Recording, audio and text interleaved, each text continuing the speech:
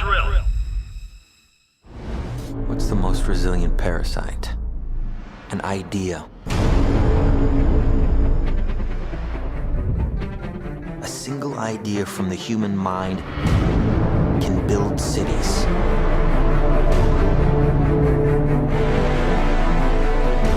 An idea can transform the world and rewrite all the rules. Which is why I have to steal it. He's hiding something, and we need to find out what that is. We gotta break out of here. Give him the kick!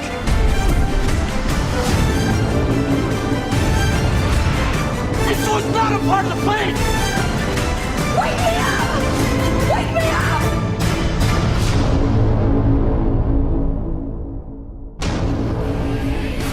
I know we have still not shattered that highest and hardest glass ceiling, but someday someone will, and hopefully sooner than we might think.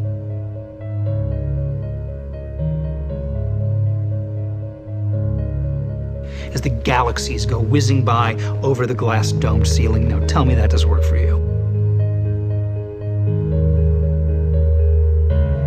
If it's true, does it change how I live my life? This is something that is not an easy answer because of the magnitude of what we're talking about here. How it will change your life, first of all, when you understand it, is dramatic, to say the least. Will it change you from having to go to your job every day and the things that you typically do every day? No.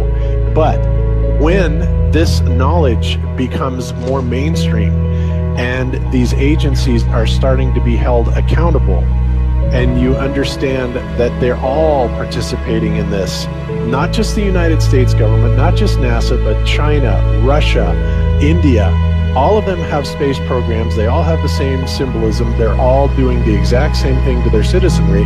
And the first thing you have to understand about this is that the deception goes all the way to the top. And when I say all the way to the top, you have to kind of get rid of the notion that the people at the very highest levels are working together.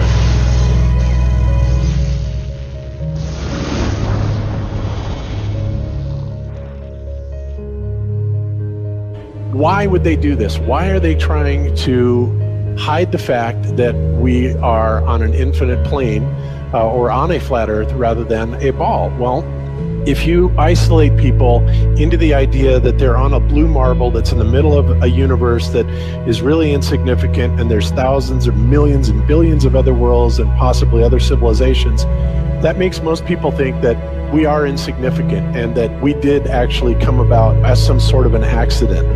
Now, when people believe that, their minds are much more malleable into being given the idea that there is no God, there is no creator.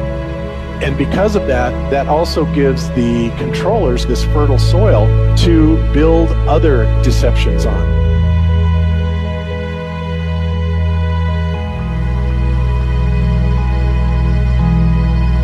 Why do you think that Truman has never come close to discovering the true nature of his world until now? We accept the reality of the world with which we're presented. It's as simple as that. It's about total control, mental, physical, spiritual, every way, shape, form possible. You have to remember how big of a conspiracy this is. This isn't talking about just the JFK thing, or isn't talking about just 9/11. It's on an umbrella kind of system to where it is the biggest deception that there is. It actually exposes every other deception, and nothing else brings down the power of the elite, because it really exposes education, science, the economy, television, museums, universities. Think of all the things that have been fooled. I feel worse for the people that are out there building satellites, the people that are out there actually working for these space agencies, the people out there teaching in schools as professors, because they would all come to the conclusion eventually, once this gets out, that they've all been contributing to the lie. Why do you believe what you believe? Prove it without using NASA or any other space agency. the government or military of any country in the world. Why would I say that? NASA has been proven to be liars time and time again. I could spend a whole weekend here showing you the lies of NASA. How many of you believe your government is 100% honest and can be trustworthy? And how many of you know the military answers to their government? Okay, so if those three sources are all proven liars, why would you trust them? Fool me once, right? Shame on you. Fool me twice, shame on me. I say, continue to believe pathological liars and you're an idiot. But that's what we've all done. And so, I look at these stuff, we've all seen the textbooks, we've all seen the videos and movies and all these things, and there's so much of it. Do you know what the budget NASA has? You know how much they get? How much money they get? Have you seen the movie Gravity? Okay. That's made for about $100 million, give or take. And if you saw the movie Gravity, that was pretty impressive. I saw it on IMAX, big screen, like, wow. I mean, I felt like I was with Sandra Bullock flying around in space, freaking out myself. Okay, this is what they're able to do with $100 million. What are you able to do with tens of billions of dollars a year since the 60s?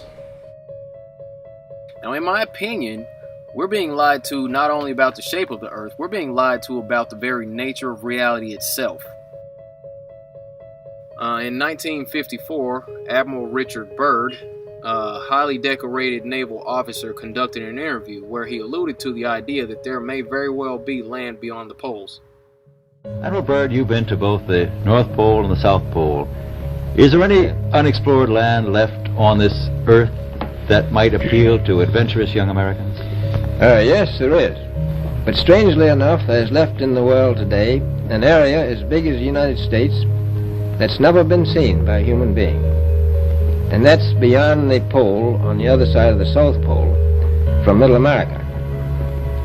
And I think it's quite astonishing that there should be an area as big as that unexplored. That's a tremendous So challenge. there's a lot of adventure left down at the bottom of the world. Well, Admiral, do you hope to see that? We don't know. That's the big problem. We don't know where we are, okay? That's what we're all trying to figure out here.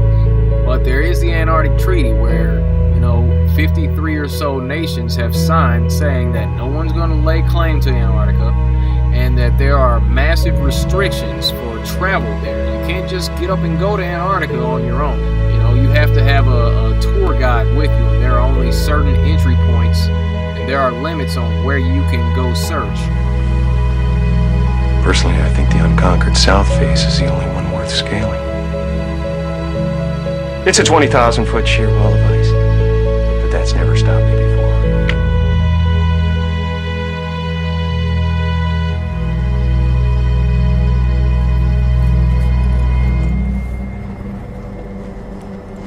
Welcome.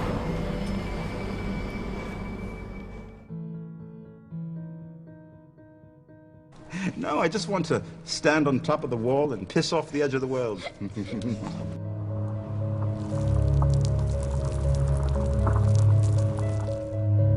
What difference does it make? What difference does it make? Yeah, that's their favorite line.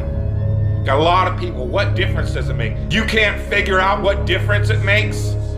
If you can't figure out what difference it makes that the people running your world are lying to you over and over your whole life, if you can't figure out that someone lying to you is trying to control you, suppressing of information, of knowledge, is control. Deception of information and knowledge is a form of control. So what difference does it make? It makes a big difference, because once they start omitting information or lying about information about where you live, they're doing it to control you, period. Why am I having to explain this to critical thinkers in the truth movement? The way you control billions of people is to keep them divided and fighting each other. Flat Earth is not a psyop. Flat Earth destroys the psyop. Every psyop that's been used to control us. For as long as they've known about it. So this system has been in power and control for hundreds of years, ever since they convinced the rest of the world that they didn't know where they live. It created this fantastical scenario to make people feel insignificant and to follow those that appear to know better. Why is the flat earth so important? Because it shows the deception. And if everybody would just come together and demand answers, they would be in checkmate. They would not know what to do.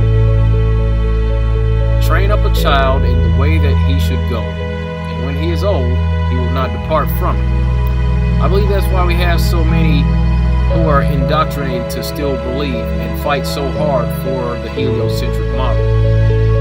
The reason being is because we've been taught the globe model since before we had the ability to think for ourselves. Think about that. Before you could think for yourself, before you could form rational thought, you've been taught that you live on a spinning ball, although your five senses tell you something totally different. Our senses tell us that the earth is flat and stationary, that the sun and moon and the stars rotate above us just as we see, that they make their annual cycles in such a way that we can calculate days, months, and years of the passage of time, just like in Scripture. The earth in itself works like a well-designed timepiece, and we all know that any timepiece that we can think of has a designer. What if the lie is to hide the existence of that designer? What if they're lying to us about this because they're hiding God?